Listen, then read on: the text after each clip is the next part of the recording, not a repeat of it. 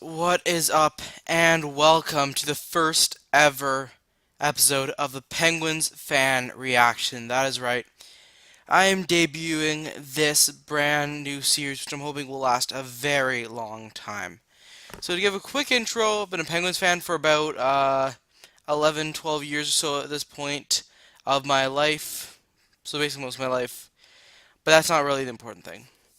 And let's take a look at this game. So, it's Game 6, first round of the Stanley Cup Finals. It's Pittsburgh vs. Philadelphia. It's rivalry night. The Penguins came so close on the previous night. We had them down to a minute and a half to go, tied with an easy chance to go into overtime. But then we collapsed, and things did not go our way that game. However, coming into this game, personally, I was confident, really. I saw it as the fact that we've been very good on away ice, in all honesty, and I was actually proven right in the end. However, this game was a heart attack central. I think that would be the title, as it was quite the nuts game, to be honest. So it started off just a few minutes in, just when I was thinking Pittsburgh was starting to put pressure on Philadelphia. Some terrible marking led to them being open, Wayne Simmons with a chance, and then Sean Couturier takes advantage of one of the most boneheaded defense plays I've ever seen. Just doesn't do anything with the puck, doesn't put it between the goalie's legs, doesn't freeze it, just freaking plays with it in his freaking goal crease. It's just stupid. As a Penguins fan, that was enraging. And because obviously I didn't know that we were going to win, so I was just like, you freaking moron!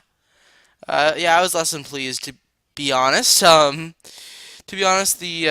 tracking of the players, there wasn't really enough effort getting back there, and we were deservedly punished. I would say we were definitely deservedly punished there. However, in fact, we came back just a few minutes later. In fact, around 6 minutes into the first period, as Crosby won a face-off, got away from his man. It was a nice point-to-point pass, and Letang took the one-timer off pass from Dumoulin, and Crosby was there on the rebound to tap it in and make it 1-1. Just really smart, intelligent hockey play from Sidney, and it's a beautiful tap right into the open net. At this point, I was hyped. I thought, this is it. Pittsburgh are gonna do it.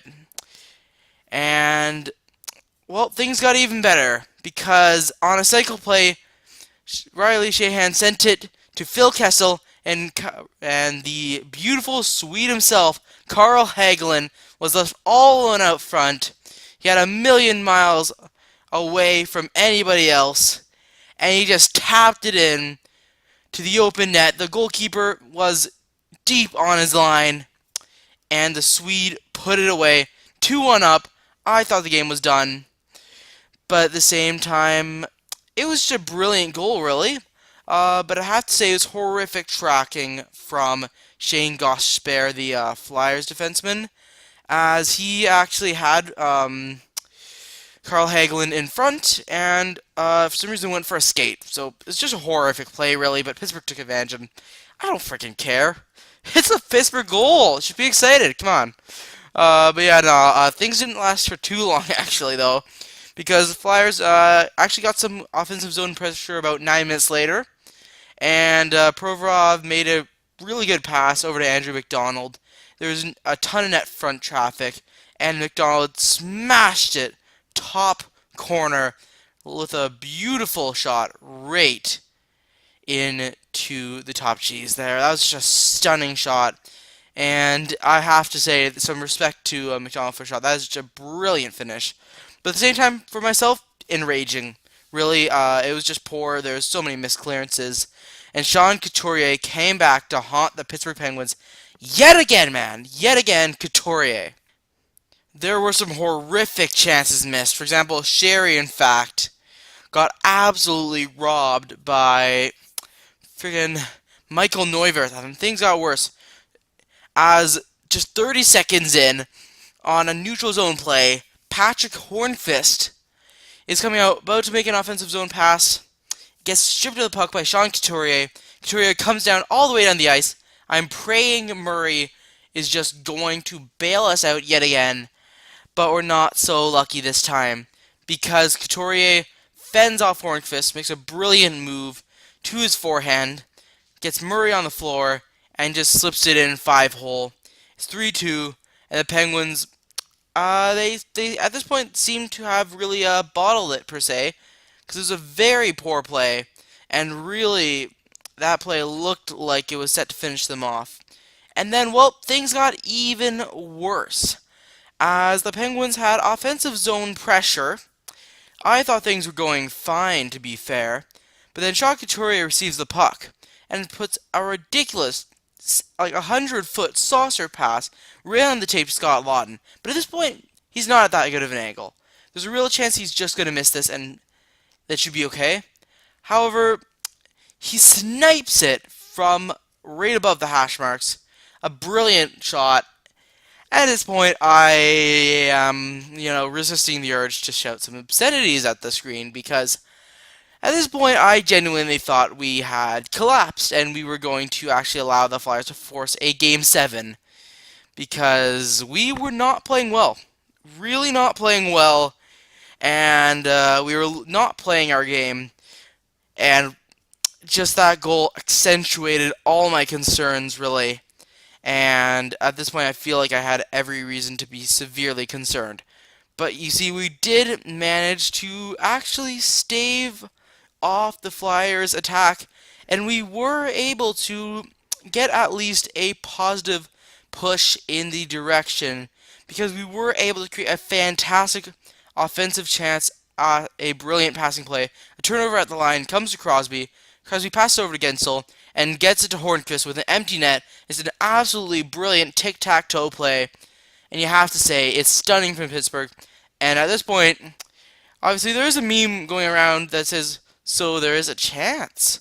Well, that was exactly what was going in my mind. I thought, oh hey, maybe there is a chance here. Maybe there is. And, well, you have to say, Jake Gensel, it was the start of a pretty gosh darn amazing night. First of all, this cheeky nutmeg on Gudis. He's probably one of my least favorite players in the league. But yet again, this play was just showing the Flyers' turnover game was ridiculous. Really, we weren't getting too many chances overall on the rush play. It was mainly the fact that Philadelphia just could not stop turning over the puck. And the main culprit, I'd have to say, was actually Shane Gostisbehere, really. But things got even better as just when I was thinking, oh, I'll be happy. You know what? If we can get into it with a 1, that is actually a pretty darn good achievement. However, things went nuts because Olli Mata made a ridiculous play to keep the puck in at the blue line. And Jake Gensel made a beautiful tip from in close. Gudis came out way too far to cover the point. And Jake Gensel, the playoff hero, strikes it again. And Pittsburgh has managed to do the seemingly impossible and tie it at 4. You gotta feel them for Neuwirth, though, because it actually went off the post and tipped off his own back there. So that was unfortunate, but at the same time, that was the kind of luck that Pittsburgh really, it's just been sorely missing there. And it was good to see some positive moments coming from it. But then at this point of the game, this is where stuff begins to go crazy. Because going to third period, I'm sort of thinking, would I settle for overtime or so forth? However, things went crazy right off the start of the period. Yet again, it was turnovers on the Flyers. Provorov, who was playing on an injured shoulder, really showed why he shouldn't have been playing. He made a poor turnover and left Gostisbehere with real issues with a high slot 2-on-1. Kessel came across and slid a beautiful pass, faked the shot, and left them completely open. And Gensel had led the Penguins to a 3-goal comeback. And just as I was beginning to have heart palpitations when I thought Pittsburgh was done, they proved me wrong yet again and were able to take the lead and I was hyped at this point. There's just almost positive disbelief. You just didn't think that was going to happen. But Pittsburgh, man, they're just special. They're just special. They're never out of a game. And that's the attitude that I crave with any team that I follow. It's just quite brilliant, really. And yeah, uh, Letang takes a tripping penalty. Well, it should have been a tripping penalty. And I don't blame Philadelphia for being absolutely livid about this, because it actually comes up the board after Letang pretty much doesn't slew foot him, but kind of just takes his feet out completely. Couturier looked like a bit of a ballerina, to be fair there. And the puck squirts out to the middle, and Jake Gensel, the playoff scoring boy, gets his second of the game. Snipe job into the corner there. It's 6-4 for Pittsburgh. And at this point, I am over the moon. Pittsburgh has scored 4 straight on Philadelphia, and their hopes look to be crumbling there. But it's really deserved. Pittsburgh have worked so hard. They've actually started to play with an intelligent brand of hockey again, and really rewarded. Really rewarded finally, as they were able to deal with well, some crappy officiating. But we're not going to highlight that because we won, so we're not going to complain about that, to be honest. And then, well, obviously Patrick Hornfist scored before, and he's already made a big impact in the game, but he does what no other player on the team could do, and that is play an absolutely brilliant pass to Jake Gensel, who gets his hat trick right off the face-off from the 6-4 goal. The Flyers make a calamitous play. Hornqvist with a brilliant glove grab gets the puck, sends it to Gensel, who has his hat trick there. A brilliant play from a brilliant young sniper. And the Penguins, well, we're pretty much through. We are pretty much through. It's pretty much game, set, match. And yeah, let's be real here. Philadelphia, they get one more goal back, but who really cares? To be fair, it was a nice shot and all, but there was kind of goaltender interference there, so I don't think that really should have counted. But Provorov, I have to say, he's my favorite Philadelphia Flyer because he had some really good assists to Pittsburgh players, and he topped it off with this really nice saucer pass to Rust there, who, well, he had a pretty good snipe. I have to say, I think I'm Provorov in, to be honest. And that was it. That was done. 3-goal lead with 30 seconds left to go. And as the time ticked down to 5, 4, 3, 2, 1, and the Pittsburgh Penguins had done it. They have qualified for the second round of the NHL playoffs. That is right. And as a Penguins fan for myself, oh man, the heart attack, it stopped. And I could be calm forevermore now, as I knew that we had dispatched our hated rivals in 6 games, and they were finito for the season. And I have to say, overall, credit to the whole entire team. That was just such a brilliant performance. And really, in terms of the forechecking, the tactical way we played, we really updated it for the third period, and we were just flat out superior there. And when the game mattered the most, we finally regained that clinicality that I knew from the previous 2 years of Penguins teams, and we killed them off. So yeah, I don't really have much more to say about that than that, because it's already been about 14 minutes of recording, to be fair.